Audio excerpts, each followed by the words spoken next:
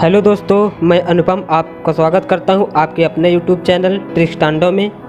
मुझे आशा है कि आप लोग अच्छे होंगे। मैं आज बहुत ही सरल एवं अमेजिंग ट्रिक लेकर आया हूं जो आपकी सभी गवर्नमेंट जॉबों में बहुत ही ज़्यादा हेल्पफुल होने वाले हैं। जी हाँ दोस्तों, इस ट्रिक्स के माध्यम से मैं आपको लगभग 5 ट्रिक्स बताऊँगा। लगभग हर ट्रिक से 5 से 6 क्वेश्चन आपका तैयार होंगे। जी हाँ दोस्तों, तो चलता हूँ ट्रिक्स की ओर।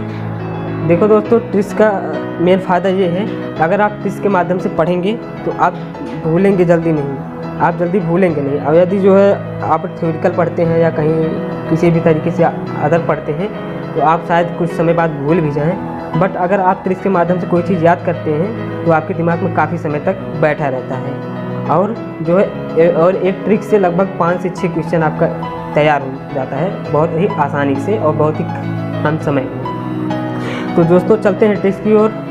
मेरा पहला ट्रिक है कनिष्क के दरबार के प्रमुख व्यक्ति, मतलब जो कनिष्क हैं उनके दरबार में जो प्रमुख व्यक्ति कौन कौन से हैं। तो इसका ट्रिक्स है अश्व नाचे पाँव पे, इसका ये ट्रिक है।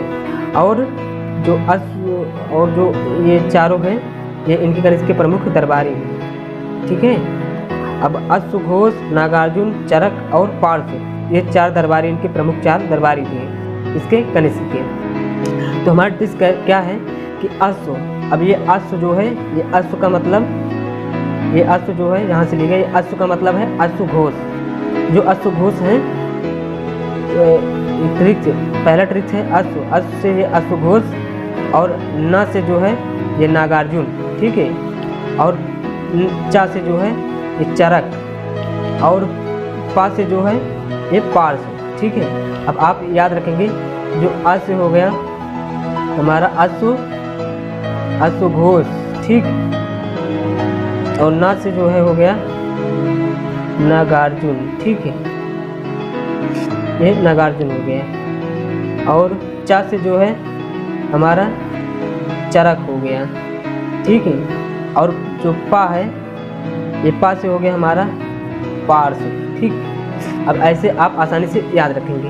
जो कनिष्क का जो दरबार में एक, मान लो कनिष्क के दरबार में एक अश्व है और वह पाँव पे नाचता है, ऐसे ही आप ट्रिक्स के द्वारा याद रख लेंगे। मतलब ट्रिक है एक प्रकार का कि कनिष्क के दरबार में एक अश्व था और वो अश्व पाँव पे नाचता था, ठीक है।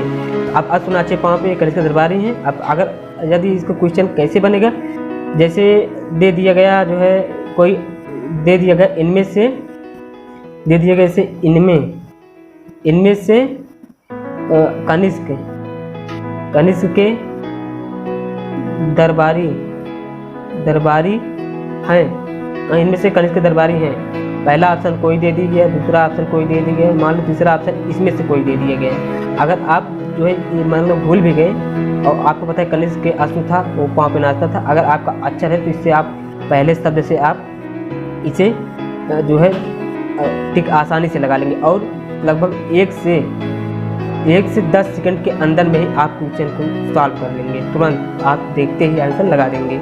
इसका फ़ायदा ये रहता है ट्रिक से, इसीलिए मैं आप मेरे चैनल के नाम से ही अंदाज़ा लगा ले होंगे ट्रिक्सटांडो, ट्रिक्स पर खेलना कैसे, ठीक है।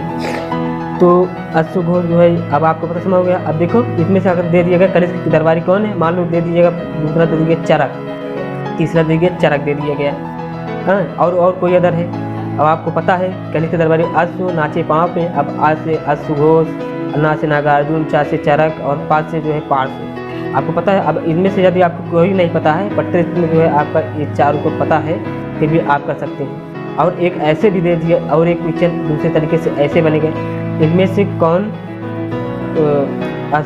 क्या बोलते हैं कनिष्क के दरबारी नहीं है, आप समझ लो इसे ही।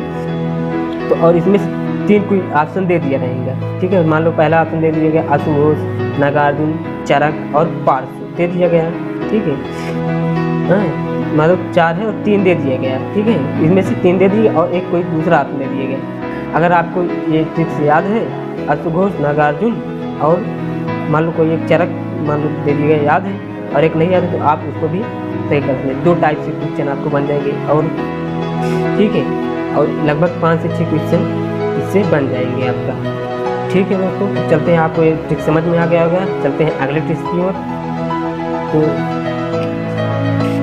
हमारा अगला ट्रिक्स क्या है, जो हड़प्पा सभ्यता के निवासी थे, मतलब जो हड़प्पा सभ्यता के निवासी थे वो किस किस धातु से परिचित थे, मतलब कौन कौन से धातु का वे उपयोग करते थे। तो इसका है सोचता सिटी।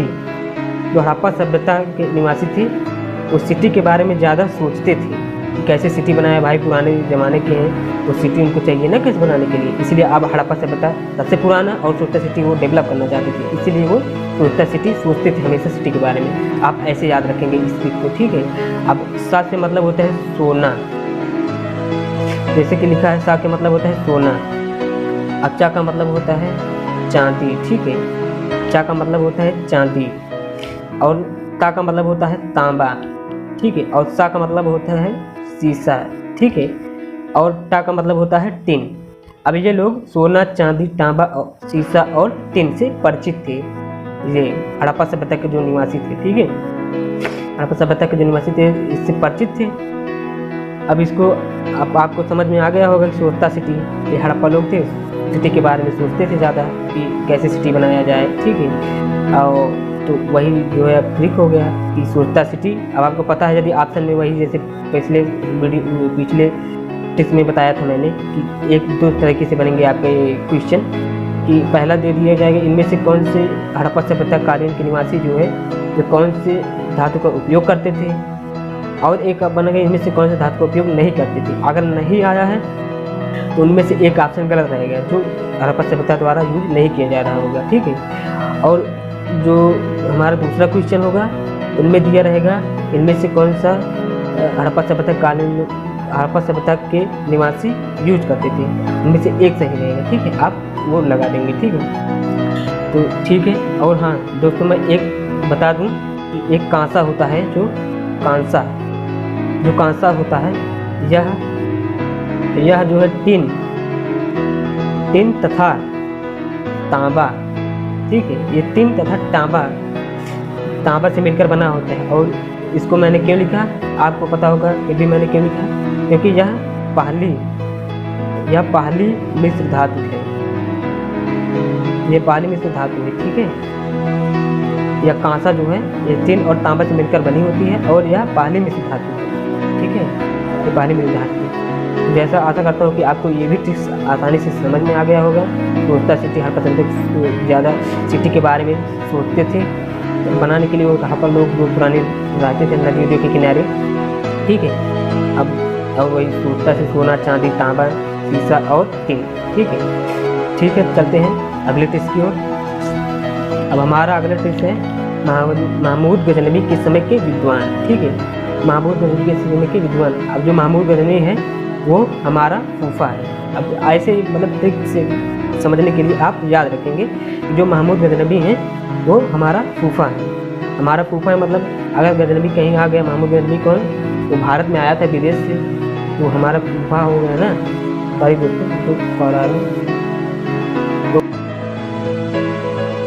सॉरी दोस्तों, थोड़ा इशू टेक्निकल इशू आ गया था, इसीलिए जो है वीडियो को थोड़ा पोस्ट करना पड़ा। तो चलते हैं वहीं से फिर स्टार्ट करते हैं हम जो जहाँ पे थे। तो महमूद गजनवी के जो समय के जो विद्वान थे महमूद गजनवी के, वो FUFA मतलब फूफा से आप याद रखेंगे, मतलब महमूद गजनवी हमारा फूफा, ठीक है, फूफा है। तो आप ऐसे याद रखेंगे। अब जो F से होता है फ़ारूकी, U से होता है उल्बी, F से होता है फिरदौसी और A से होता है अलबरूनी। तो अब जो है अब आप जो महमूद गजनवी के समय के जो विद्वान थे फ़ारूकी, उल्बी, फिरदौसी और अलबरूनी, ये चार थे। आप इस ट्रिक के माध्यम से आप तो याद ही कर लिए होंगे, ठीक है। तो मतलब F से फ़ारूकी, U से उल्बी, फिर F से फिरदौसी और A से अलबरूनी, ठीक। चलते हैं अगले ट्रिक्स की ओर। अब हमारा अगला ट्रिक्स है समुद्रगुप्त को दी गई उपाधियाँ। जो समुद्रगुप्त थे उनको कौन कौन सी उपाधियाँ दी गई थी। तो समुद्रगुप्त को कितनी उपाधियाँ दी गई थी, 4 उपाधियाँ दी गई थी। पहला हमारा है भारत का नेपोलियन, समुद्रगुप्त को कहा जाता है, और इनको अश्वमेघ भी कहा जाता है, मतलब अश्वमेघ कर्ता भी कहा जाता है, और विक्रमांक कहा जाता है, और कविराज के नाम से भी इनको कहा जाता है। अब जो समुद्रगुप्त को जो उपाधियाँ दी गई थी, इसको ट्रिक्स के माध्यम से हम कैसे याद रखेंगे, चलो मैं आपको बताता हूँ। नेपोलियन का अश्व विक्रम कवि को दो, मतलब समुद्रगुप्त ने कहा कि मेरा जो नेपोलियन का अश्व है, नहीं समुद्रगुप्त ने कहा कि जो नेपोलियन का अश्व है उसको विक्रम को दे दो, ठीक है, विक्रम को दे दो। तो नेपोलियन का अश्व विक्रम को दे दो, ठीक है। अब नेपोलियन का मतलब होता है कि भारत का नेपोलियन कहा जाता है। अब अश्व का मतलब आप समझेंगे अश्वमेघ कर्ता। अब विक्रम का मतलब होता है विक्रमांक, ठीक है, विक्रमांक, ठीक है। और जो है कवि से मतलब आप कविराज, ठीक है, कविराज। तो इनको ये 4 उपाधियां दी गई थी कवि जो है समुद्रगुप्त को, ठीक है। नेपोलियन, भारत का नेपोलियन कहा जाता है, और अश्वमेघ कर्ता कहा जाता है, विक्रमांक कहा जाता है, और कविराज कहा जाता है, ठीक है। तो समुद्रगुप्त को इतनी उपाधियां मिली थी। अब चलते हैं अगले टेस्ट की ओर, देरी न करते हुए। हमारा आज का आखिरी लास्ट क्वेश्चन है, भारत के यूरोपीय कंपनियों का आगमन, मतलब जो भारत में जो यूरोपीय से कंपनियां आई थी उनका आगमन जो है सबसे पहले से और सबसे लास्ट से में कौन कौन आया था। तो इसका ट्रिक है पुत्र अड़ा डैड फंसा, ठीक है, पुत्र अड़ा डैड फंसा, मतलब जो यूरोपीय कंपनियां आई तो जो भारत के पुत्र थे वो अड़ गए, और डैड जो है वो फंस गए, मतलब वो आने दिए। तो यही कारण है जो है। तो अब जो है अब चलते हैं कैसे। जो पुत्र है, पुत्र का मतलब पुर्तगाली, और अड़ा का मतलब एडा जो है, ये आ का मतलब होता है अंग्रेज, और डा का मतलब होता है डच, और जो डैड होता है इसका मतलब होता है डेनिश, और फंसा या उसका मतलब होता है फ्रांसीसी, ठीक है। अब जो पुर्तगाली थे ये जो है 1498 में आए थे भारत में, सबसे पहले अपनी कंपनी लेके आए थे। जो है पुर्तगाल कंपनी सबसे पहले 1498 में ही आ गई थी, ठीक है। और आज से जो अंग्रेज हैं वो 1600 में अपनी कंपनी को ईस्ट इंडिया कंपनी जो है अंग्रेज द्वारा ये लाया गया था भारत में, ठीक है। 1600 में इसको लाया गया, इसका निर्माण हुआ। अब डच जो है, डच लोग जो है 1602 में अपनी कंपनी लेके, डच कंपनी, ठीक है। और डेनिश कंपनी जो है, डेनिश अपना 1616 में लेके आया। और जो फंसा मतलब फ्रांसीसी जो लोग हैं ये 1664 ईस्वी में अपना जो है कंपनी जो है स्थापित की है भारत में, ठीक है। सबसे पहले देखो दोस्तों, भारत में सबसे पहले जो है कौन आया था, सबसे पहले पुर्तगाली आया था। अब पुर्तगाली में सबसे पहले वार्थो लोबो डियाज, सबसे पहले वार्थो लोबो डियाज आया था। उसके बाद जो है वास्को डी गामा आए थे, वास्को डी गामा आया था, ठीक है। पहले बार्थोलोमेव डियाज आए थे, उसके बाद वास्को डी गामा आए थे। बार्थोलोमेव डियाज का नाम क्यों नहीं है, क्योंकि ये आए थे रास्ते पर, रास्ते में रास्ता भटक गए, फिर वापस लौट गए, ठीक है। खोज के लिए आए थे भारत, फिर वापस आधे रास्ते से ही लौट गए। तो इसके बाद वास्को डी गामा को भेजा गया, वो यहाँ तक जो है एक जासूस थे जो है भारत के, उन्हीं के द्वारा उनको रास्ता बताया गया, और ये हमारे जो है भारत में प्रवेश करिए। कहाँ पे, दक्षिण साइड में, केरल में सबसे पहले ये आए, ठीक है। ठीक है दोस्तों, आशा करता हूँ कि आपको ये सारे ट्रिक्स समझ में आए होंगे। तो दोस्तों आपको ये सभी ट्रिक्स से बहुत ही फ़ायदा होगा जो है, अगर आप जो है इसको सीख गए होंगे तो। ठीक है, चलते हैं अगले वीडियो में फिर मिलेंगे। थैंक यू, धन्यवाद।